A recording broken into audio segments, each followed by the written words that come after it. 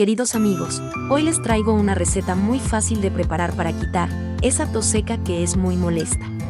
Para ello necesitaremos leche, bicarbonato de sodio, miel.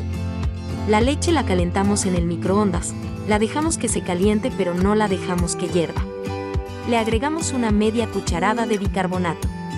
La miel la comemos después de cada traguito que demos. Se recomienda tomar este remedio 3 veces al día.